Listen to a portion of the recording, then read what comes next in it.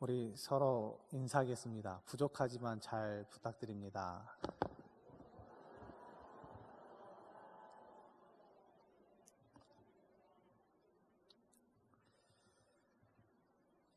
우리가 세상이나 교회나 가정에서 생활하다 보면 자신이 좀 부족하다라는 생각을 할 때가 참 많이 있습니다.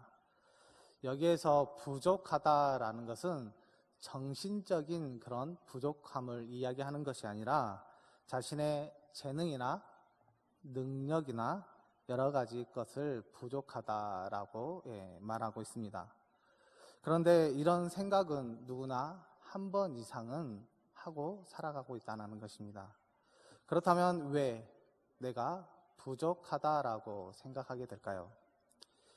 사람마다 다를 수는 있지만 대표적으로 자신이 무엇인가 한번 해보려고 했을 때 막상 할 것이 없거나 또한 무엇을 시작했는데 여러 가지 어려움에 부딪히게 되었을 때 그때 자신이 부족하다라는 생각을 하게 됩니다. 또한 가정에서는 어떻습니까? 남편이나 아내가 부족하다라고 이야기합니다. 특히 남편들이 월급이 부족하다라고 이야기할 때가 있습니다. 그런데요, 여기에서 월급이 부족하다라는 것은 말 그대로 돈이 부족하다라는 뜻을 가지고 있긴 하지만 여기에서 더 안에 집중적으로 내포하고 있는 단어가 있다면, 그 의미가 있다면 바로 자신의 능력이 부족하다라는 것을 간접적으로 이야기하는 것을 우리는 알아야 합니다. 그런데 아내들이 어떻습니까? 더 월급을 받아거라 라고 이야기합니다. 그렇다면 남편들은 자신이 할 수 있는 능력밖에 이르기 때문에 더 이상 벌어올 수 없는데도 불구하고 힘들어하고 고통을 받을 수 있다는 것입니다. 이것뿐이겠습니까? 아내도 부족하다라고 이야기를 합니다. 엄마로서 부족하고 한 남편의 아내로서 부족하다라고 이야기를 합니다. 그런데 제가 많이 우리 엄마들을 보지는 못했지만 그래도 다들 잘하시고 훌륭하신 것 같습니다. 또한 하나님의 자녀들이 늘 부족하다라고 이야기합니다. 왜냐하면 자신이 다른 사람들과 비교하기 때문에 자신이 부족하다라고 이야기합니다. 그래서 교회에서나 담임 목사님이 무언가를 조금 부탁했을 때, 좀 이것 좀 해달라고 이야기를 했을 때 저는 못해요. 제가 부족하기 때문에 저는 못합니다 라고 많은 이야기를 하십니다. 그런데 자신이 부족하다라고 이유를 대는 것 중에 하나가 바로 다른 사람들과 비교하기 때문에 자신이 부족하다라고 이야기하는 것을 보게 됩니다. 하지만 자신이 부족하다라고 느끼게 되었을 때 나쁜 것은 아닐 수 있습니다. 오히려 생각에 따라서 더 좋을 수 있다는 것입니다. 우리가 한번 생각해 보십시오. 부족하다는 것을 느꼈다라는 것은 즉 자신이 무언가를 필요로 한다라는 것을 느끼게 되었다라는 것입니다. 그래서 자신의 부족한 점을 채우려고 노력하고 또 노력하기 때문에 그것은 오히려 자신에게 좋을 수 있습니다. 저 또한 부족하다고 느낀 점이 참 많이 있었습니다. 신학대학교를 가게 되었을 때 하나님께서 부르셨고 또 나에게 소명과 사명을 주셨기 때문에 순종만 한다면 모든 것을 다 해결해 주실까라고 굳은 믿음과 함께 신학대학교에 오게 되었습니다. 하지만 전혀 그렇지 않더라고요. 어느 정도 찬양을 해야 되는데 저는 음치였습니다. 말씀도 잘 전하고 싶은데 제 뜻대로 되지 않았습니다. 그래서 노력하고 또 노력했습니다. 이렇게 부족함이 있었을 때 자신의 노력과 그 수고로 인해서 결국은 하나님의 놀라운 체념을 하게 될 것이고 또한 그 노력을 통해서 하나님께서 나와 함께 하심을 우리는 느끼고 또한 살아갈 수 있다라는 것입니다. 그렇기 때문에 자신의 부족함이 있다면 늘 노력하는 우리 구목교회 성도 여러분들이 되기를 소망합니다. 그랬을 때 하나님의 놀라운 체험과 또한 놀라운 능력과 기적이 우리 가운데 임하게 되는 줄 믿습니다.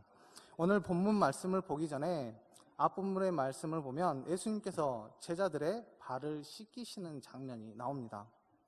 예수님은 마가의 다락방에서 제자들과 함께 하셨고, 그곳에서 예수님의 그 두 손으로 제자들의 24개의 발을 직접 씻기셨습니다. 예수님은 제자의 발을 씻기면서 어떤 생각을 하게 되었을까요? 아마 12명의 제자들과 함께 3년이라는 세월을 함께 하셨기 때문에 여러 가지 많은 일들이, 많은 그런 기억들이 스쳐 지나갔을 것입니다. 그들의 성격, 그들의 습관, 신앙, 추억들이 다양하게 생각이 났을 것입니다. 부족한 제자들이기 때문에 때로는 예수님을 당황하기도 하였고 웃기도 하였습니다. 예수님도 제자들과 함께한 시간이 행복했을 것입니다. 예수님은 사랑하는 제자들의 발을 씻기면서 제자들에게 가르침을 주십니다. 그것은 바로 섬기며 또한 그들에게 본을 보이라라고 그들에게 가르쳐 주시면서 발을 씻기셨습니다. 그 시간은 의미 있고 값진 시간이었습니다. 오늘 본문 말씀을 보면 깨끗한 발, 개운한 발이 되어 예수님과 대화를 나누는 3명의 제자가 있습니다. 바로 베드로, 도마, 빌립입니다. 먼저 베드로를 먼저 보겠습니다. 예수님께서 말끝마다 가신다고 하니까 베드로가 묻습니다.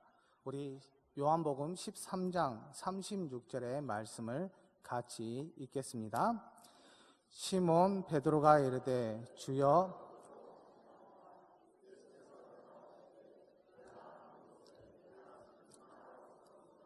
후에는 따라오리라. 아멘.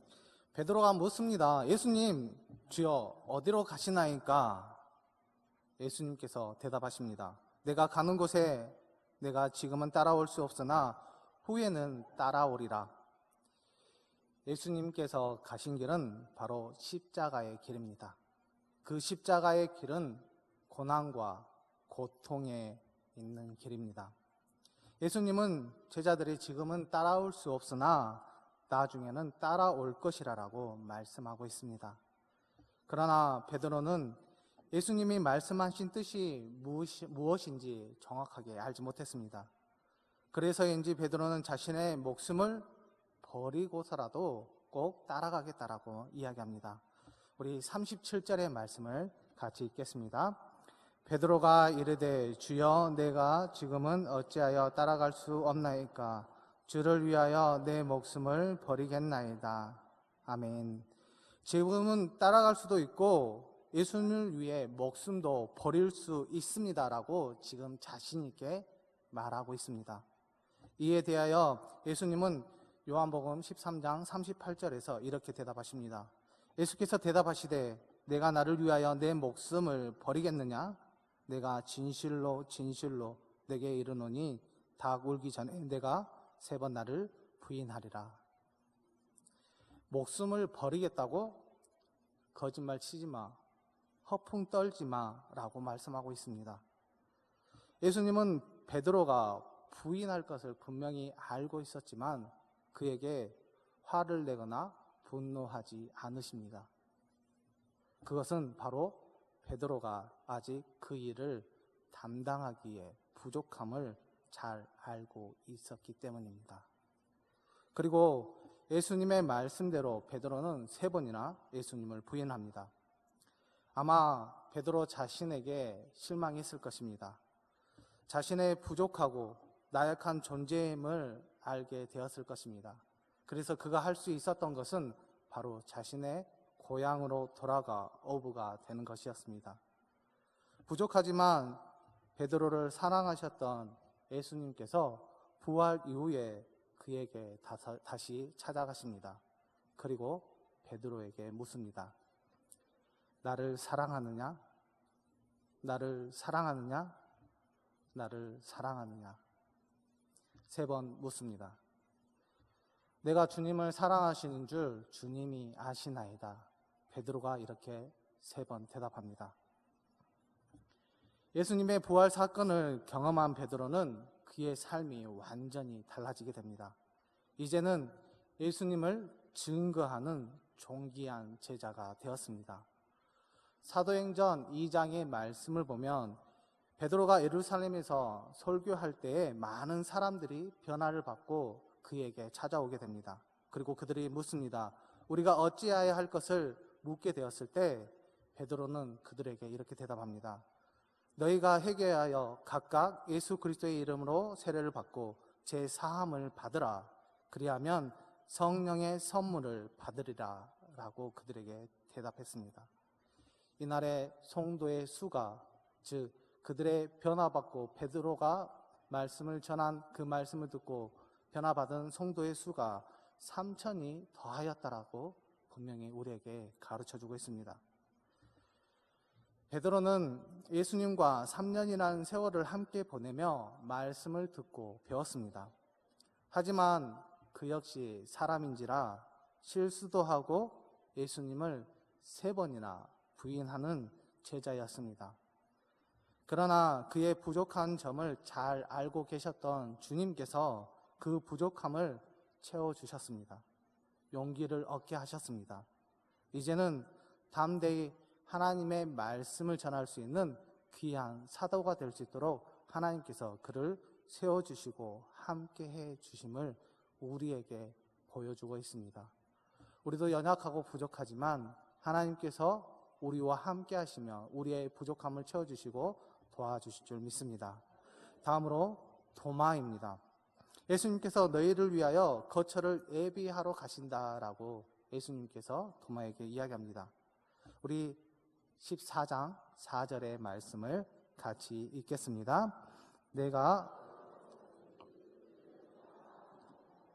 아멘. 예수님께서는 아버지 집으로 가는 길을 제자들이 알고 있을 거라는 것을 짐작하고 있었습니다. 그러나 도마는 전혀 알지 못했습니다. 그래서 5절의 말씀을 보면 이렇게 대답합니다. 도마가 이르되 주여 주께서 어디로 가시는지 우리가 알지 못하거늘 그 길을 어찌 알겠사옵나이까. 예수님, 저는 모릅니다. 예수님께서 어디로 가신지 저는 전혀 알 수 없습니다. 예수님은 도마의 그런 부족함을 잘 알고 있었기 때문에 자상한 모습으로 그에게 가르쳐 주십니다. 우리 6절의 말씀을 같이 읽겠습니다. 예수께서 이르시되 내가 곧 길이요 진리요 생명이니 나로 말미암지 않고는 아버지께로 올 자가 없느니라. 아멘. 예수님께서는 자신이 하나님의 아들, 즉 구세주이심을 그에게 가르쳐 주면서 나를 믿는 자는 아버지께로 갈 수 있음을 그에게 알려주십니다.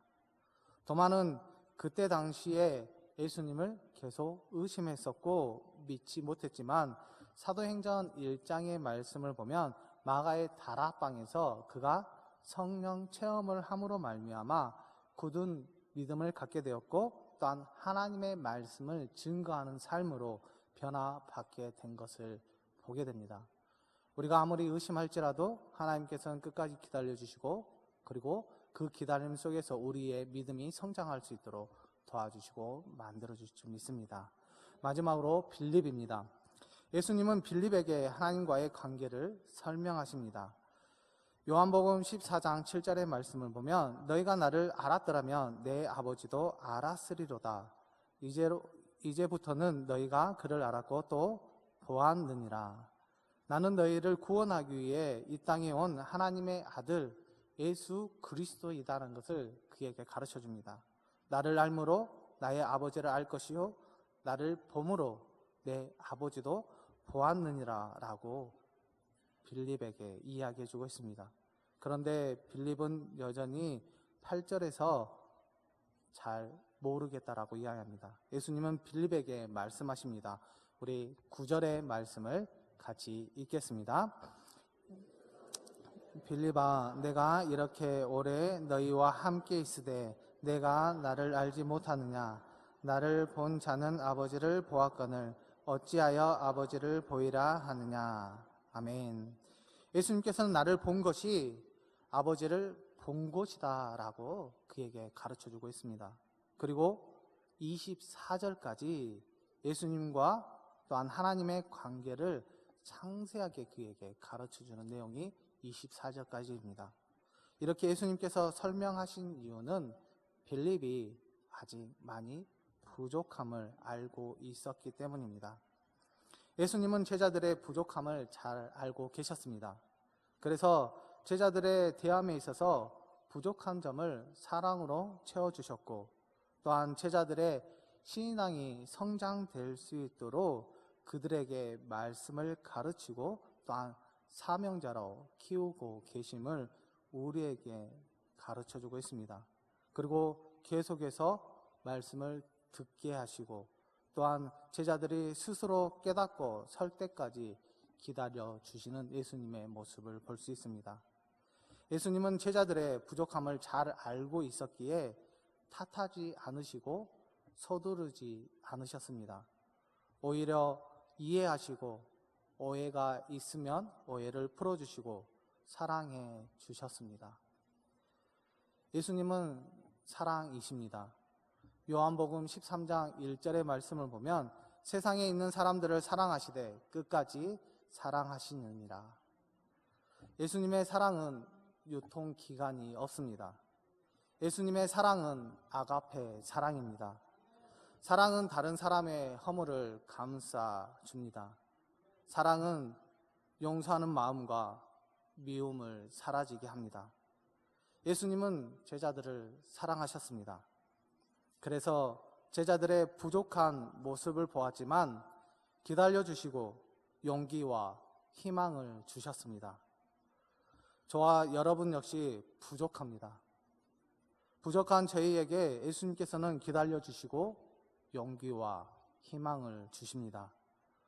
부족함을 사랑으로 기다리시며 채워주시는 예수님을 우리가 온 마음을 다해 또한 온 힘을 다해 사랑하며 기쁨을 드릴 수 있는 우리 금옥교회 성도 여러분들이 되기를 소망합니다. 오늘 본문 말씀을 통해서 또한 우리에게 가르쳐주는 말씀이 있습니다. 그것이 바로 기다림입니다. 저와 여러분은 올바른 신앙을 가질 수 있도록 예수님께서 기다리고 계십니다. 주님의 일을 맡길 만한 일꾼이 되기 위해서 지금도 기다리고 계십니다. 주님은 우리가 세상의 많은 사람들에게 복음과 사랑을 보여주며 살 수 있는 자녀가 될 수 있도록 기다리고 계신다는 것입니다. 그렇기 때문에 우리가 그 기다림에 응답할 수 있는 믿음의 자녀가 되어야 하는 줄 믿습니다. 모든 사람들은 부족함이 있습니다. 또한 나약함이 있습니다. 저와 여러분은 하나님 앞에서 부족한 사람입니다. 지식이 부족하기도 하고 지혜가 부족하기도 합니다. 능력이 부족하기도 하고 물질이 부족하기도 합니다. 의지가 부족하기도 하고 믿음이 부족하기도 합니다. 하지만 자신의 부족함을 인정하고 하나님 앞에 바로 서 있는 태도가 가장 중요합니다. 그래서 시편 23편 1절의 말씀을 보면 여호와는 나의 목자시니 내게 부족함이 없으리로다 라고 말씀합니다. 출애굽한 이스라엘 백성들을 보면 그들은 하나님과 함께 했습니다. 그래서 그들은 광야 생활 가운데 부족함이 없었습니다. 무려 40년이란 세월 동안 먹을 것, 마실 것, 입을 것, 신을 것이 부족하지 않도록 그들에게 공급해 주셨다는 것입니다. 그들이 하나님과 함께 했을 때 부족함을 전혀 느끼지 못했습니다. 또한 사르밧 과부를 보면 그 여인이 한 번 먹을 밀가루와 기름밖에 없었지만 그가 하나님과 함께 하게 되었을 때 그는 그 어렵고 힘든 상황을 이겨나갈 수 있도록 가루와 기름이 떨어지지 않도록 하나님께서 그들을 보호해 주셨습니다. 이렇게 하나님을 목자로 삼아 그의 보호 아래 살아가는 자녀에게는 부족함이 없도록 하나님께서 만들어주시고 함께해 주신다는 것입니다. 그러기에 하나님은 자신을 목자로 삼아 따르는 자녀들에게 늘 어려운 상황 가운데 있을지라도, 그가 부족함이 있을지라도 하나님께서 그와 함께 하심으로 말미암아 전혀 부족함이 없도록 만들어주시고 함께해 주실 줄 믿습니다. 오늘 본문에 나와 있는 베드로, 도마, 빌립은 부족함을 지적받은 사람들입니다. 그런데 예수님 앞에 나와 지적받았기에 그들에게 새로운 기회가 주어지게 되었습니다. 베드로는 부인했지만 증인의 삶을 살게 되었고, 도마는 무지했지만 참된 제자가 될 수 있었습니다. 빌립 역시 오해했지만 진리의 말씀을 전하는 자가 되었습니다. 예수님께서 부족한 저와 여러분들에게 하나님의 말씀을 가르쳐 주시고 새로운 기회를 주실 줄 믿습니다. 그것은 바로 증인의 삶, 참된 제자가 되는 것입니다. 하나님의 말씀을 모든 자녀에게 하나님의 말씀을 전하는 것, 한 사람이 한 사람 이상 전도하여 그에게 세례를 받게 하는 것, 그것이 바로 증인의 삶, 참된 제자가 되는 줄 믿습니다. 우리는 부족함을 인정하면서 또한 하나님 앞에 겸손한 태도로 나아가야 되는 줄 믿습니다. 그렇게 하게 되었을 때 하나님께서는 우리의 신앙이 날로 우리의 믿음이 더 굳건할 수 있도록 하나님께서 이끌어 주시고 함께 해 주실 줄 믿습니다. 부족함이 있었을 때 하나님과 함께 하시기를 바랍니다. 부족함이 발견되었을 때 하나님 앞에 기도하시기를 바랍니다. 그럴 때 하나님께서 우리에게 말씀하십니다. 시편 34편 10절의 말씀입니다. 여호와를 찾는 자는 모든 좋은 것에 부족함이 없으리로다. 하나님을 찾는 자는 부족함이 없게 해주신다라고 분명히 우리에게 말씀해 주고 있습니다. 부족함을 인정하며 주님 앞에 나아가게 되었을 때 주님께서는 우리의 부족함을 채워주시고 그 부족함을 통해서 우리가 강한 믿음과 또한 이 세상에서 빛과 소금의 역할을 감당할 수 있도록 우리를 만들어주시고 함께 해줄 줄 믿습니다.